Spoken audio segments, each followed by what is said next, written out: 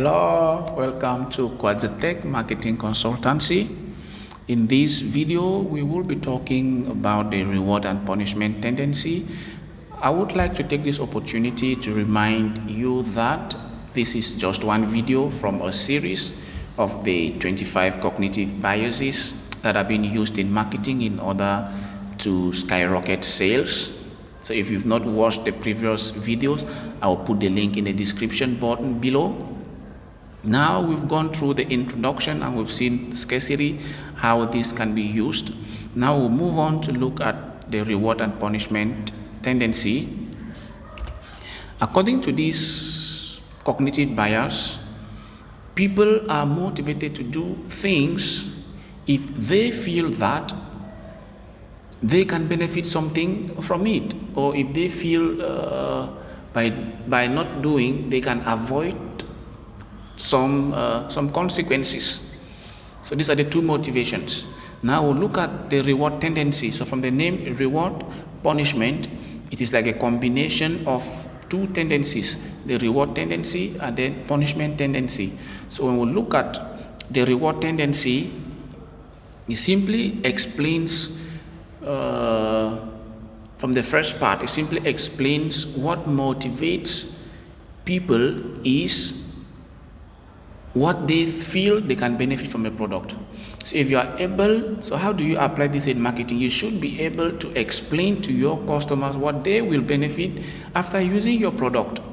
The greater the reward, the higher the effects. So it is always important to demonstrate the benefits of your product or the benefits of your service. We're going to look at a couple of examples on how you can apply this. The first will take referral programs. I remember there was a year I applied to a school in the UK, and I got admission quite all right, but then I was supposed to get funding, and it was quite tough to get, so I thought of going for a student loan with one loan providers in the UK. So when I applied, they sent me a message that if I refer another student to take up a loan from that company, I will be getting £300. You know, that was like, oh my God. I said to myself, it means that if I can refer 10 students to this company, I have £3,000. Now when I converted £3,000 into my currency, it was a whole lot of money, man. So it motivated me. I went out there, I spoke to students, I even started teaching my friends how to take IELTS exam, how to apply to schools in the UK, simply because I needed to to win that £300, So it's a very good way of doing business. It's actually very good. So if you can incorporate referral programs in your products, today companies like Amazon are highly using affiliate marketing. It's another form of referral programs. So you do your marketing and bring customers to your business. Now another place where the reward tendency is highly applied is in online courses. There was also an online course I took.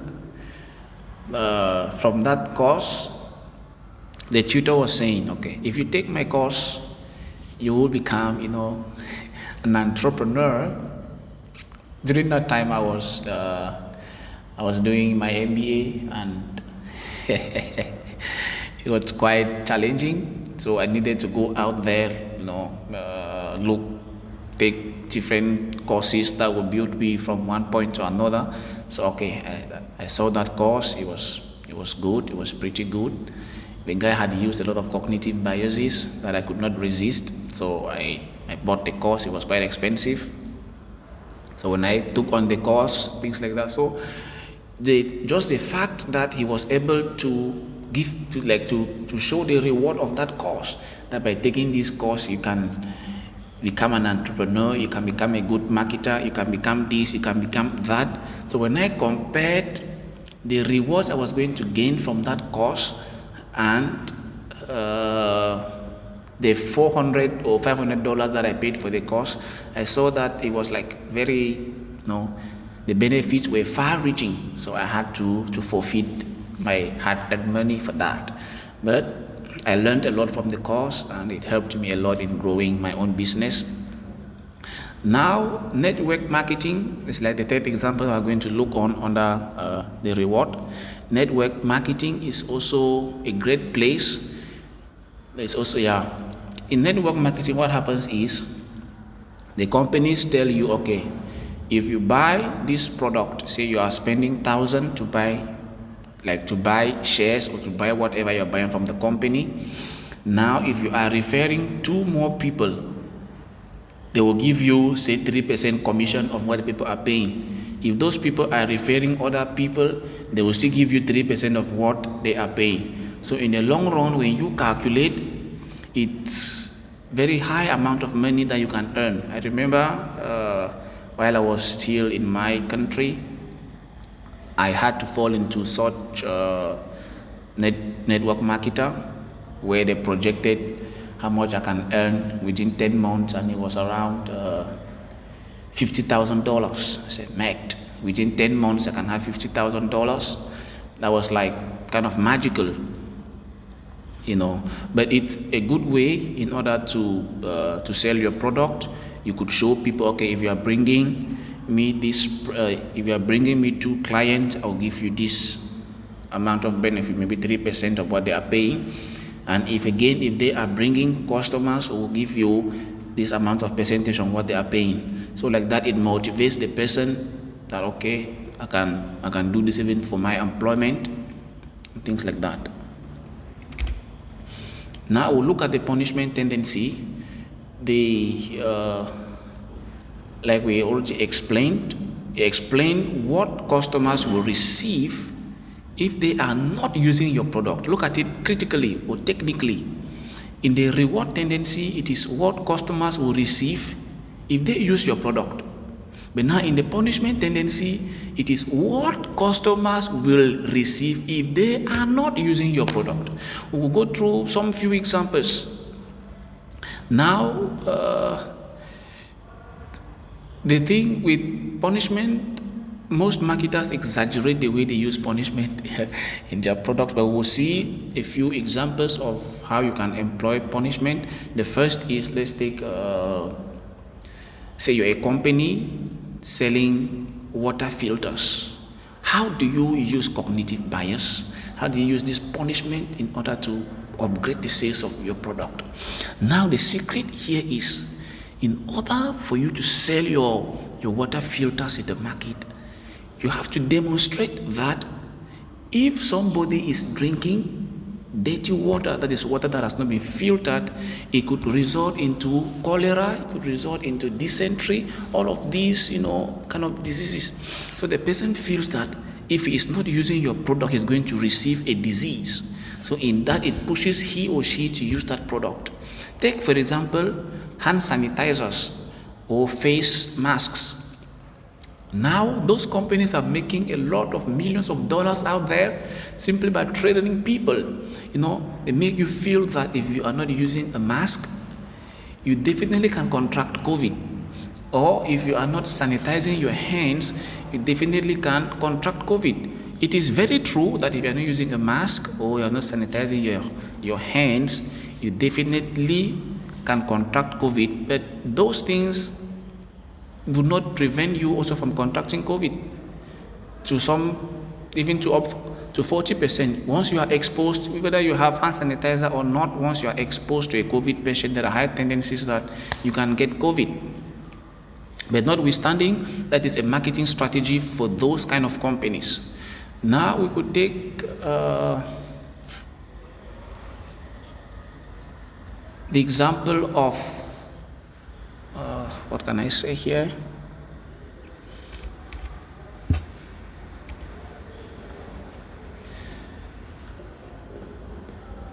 Good. Now we could take the example of a fitness company. Most fitness companies will make people feel that if they are not, maybe in order to lose weight, there is they should do this, they should do that, they should use this particular product that will lead, to losing the fat in their stomachs and so on. So people are buying the product not really because they need that product, but it's because they want to avoid the consequences of being fat. Or for bodybuilders, they make you feel that if you are not using supplementaries, then you will not get good muscles and so on. So people tend to buy the product in order to get good muscles. So it's like a punishment not having good muscles.